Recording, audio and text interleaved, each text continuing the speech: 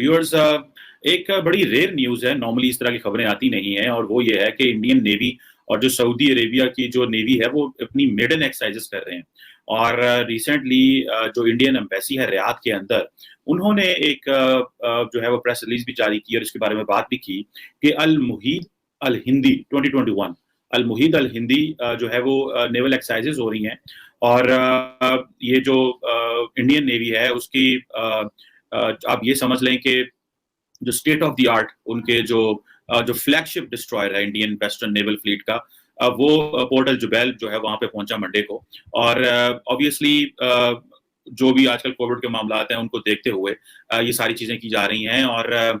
इस ये जो शिप है, ये जो डिस्ट्रॉयर है, इसको ऐसे कहा जाता है कि that is known as network of networks, क्योंकि ये बहुत ज्यादा इक्विप्ड है और इसके अंदर सोफिस्टिकेटेड डिजिटल नेटवर्क्स हैं, एक sophisticated state of the art weapons है, सेंसर्स हैं जो कि हर किस्म के थ्रेट्स को न्यूट्रलाइज करता है। That could be from air, sea and under water से भी ज्यादा। और ये इस शिप्स की जो है वो यूनिक पोजीशन है, और कहा जाता है कि ये भी एक हाई लेवल इंडिजिनाइजेशन अचीवमेंट है इंडिया की। खैर, ये तो ऑब्वियसली एक उनका जो एक लोकल उनका एक एलिमेंट है जो उनके प्राइम मिनिस्टर, इंडिया के प्राइम मिनिस्टर नरेंद्र मोदी ने डाला, जिसमें वो ये कहते हैं कि हर चीज को लोकल बनाओ। और बिकॉज दे बिलीव, वो कहते हैं कि जी हमने अपनी जो मेक इन इंडिया उसको प्रमोट करना है। बहुत सारे लोकल इक्विपमेंट लगा है, जारी बात है, इस पर भी बात करेंगे। लेकिन अब क्योंकि जमाना है इलेक्ट्रॉनिक वॉरफेयर का, तो वो उसमें इंडिया किस हद तक उसकी कैपेसिटी है ये तो देखना पड़ेगा, and it will take some time. तो इसमें हमें मुझे ये पता चलता है कि जो इंडियन नेवी है जो, या उसके बाद जो आप समझ लें कि जो सऊदी नेवी है, इन दोनों का जो एक दरमियान कोऑपरेशन है वो बड़ा इंपॉर्टेंट है, उसको बड़ा इंपॉर्टेंट समझा जा रहा है। उसकी वजह यह है कि अगर आपको याद हो कि एक दोनों ममालिक ने एक committee on defence cooperation, joint committee on defence cooperation भी स्टैब्लिश की थी, जिसका बेसिकली काम ये था कि वो स्टैब्लिश करे कि किस तरह के ताल्लुकात जो हैं वो मैच्योर हो सकते हैं। और ये जो joint committee on defence cooperation है, इसकी मीटिंग्स 2012, 2012, 2016, 2017 एंड 2029 में हुई, जिसकी वजह से ये जो capacity building, intelligence exchange, maritime security और जो डिफेंस इंडस्ट्री के जो प्रमोशन है, कोऑपरेशन है, उसके ऊपर बात होगी। अब जरा इस चीज को जहन में रखना है कि इनकी आपस में इंडिया और सऊदी अरबिया के जो डिफेंस टाइज हैं वो भी बढ़ रही हैं। आपको याद होगा कि जनरल नरवाने ने भी विजिट किया है सऊदी अरब का, और नॉर्मली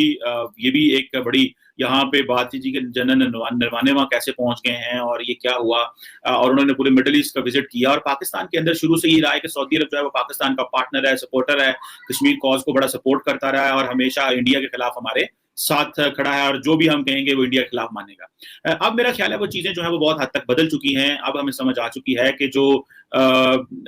चीजें हैं वो उस तरह नहीं है। जो इस वक्त किंग हैं मोहम्मद बिन सलमान,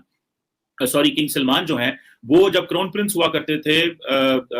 जो 2014 में जब वो आए, और वो पाकिस्तान भी आए थे, और मुझे याद है कि सऊदीज जो हैं वो बड़ा केयरफुली चीजों को देखते हैं। मुझे याद है 2005 में या 6 में किंग अब्दुल्ला तब जब किंग थे, तो वो इंडिया भी गए थे और पाकिस्तान भी आए थे। इसी तरह किंग अभी जो खैर उसके बाद तो आई थिंक पाकिस्तान में किंग नहीं आए सऊदी, क्राउन प्रिंस आते रहते हैं। और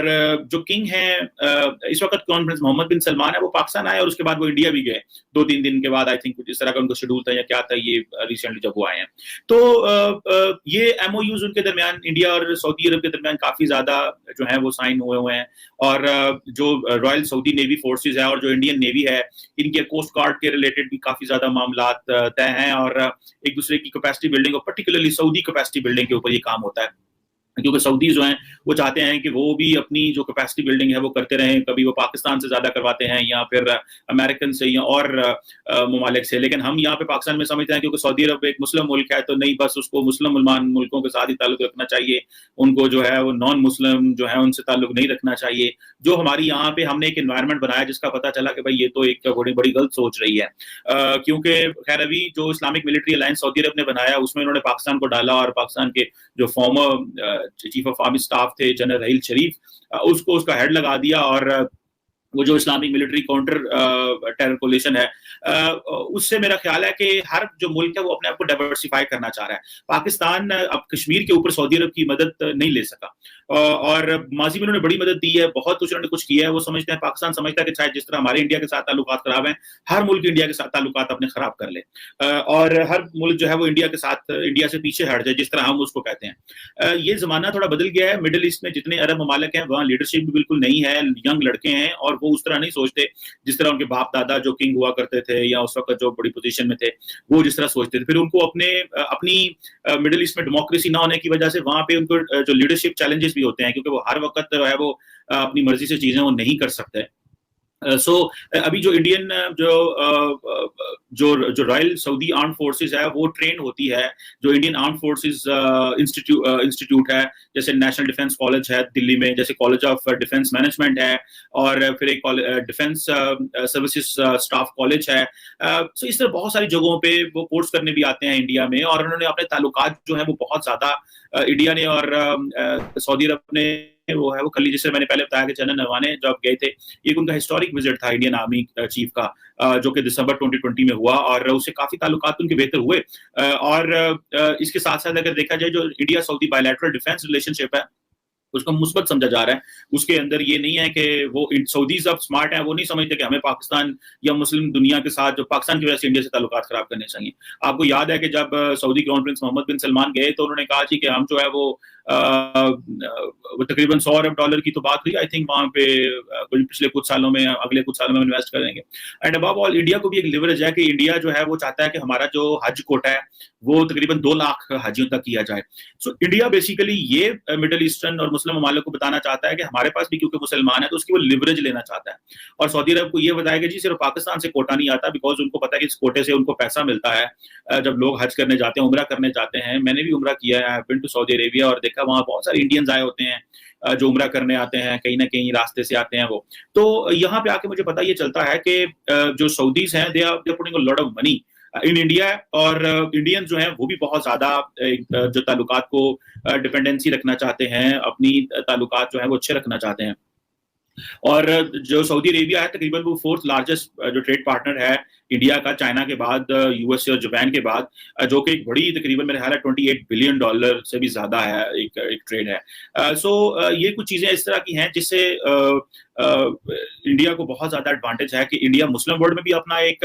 पाँव रखता है, जिससे आपको याद होगा कि इंडिया कहता है जी कि हाँ ओआईसी में हमारे भी ताल्लुकात होने चाहिए, ओआईसी में हमें भी पेनिट्रेशन दें, क्योंकि हमारे 20-22 करोड़ जो मुसलमान हैं, आप उनको क्यों एक्सेप्ट नहीं करते, क्यों उनको वैल्यू देते? तो आपको पता है रिसेंटली यूएई ने जब ओआईसी का इजलास बुलाया तो उन्होंने इंडिया को वहां पे बुलाया, और जब हमारी यूएई ने सुनी नहीं। हम बड़ा कहते थे कि नहीं इंडिया तो एक हिंदू मुल्क है तो उनको ना बुलाएं, लेकिन यूएई के और इंडिया के ताल्लुकात इतने अच्छे थे कि उन्होंने बुला लिया। और फिर आपको पता है रिसेंटली जब नरेंद्र मोदी ने अगस्त 2019 में अपनी जो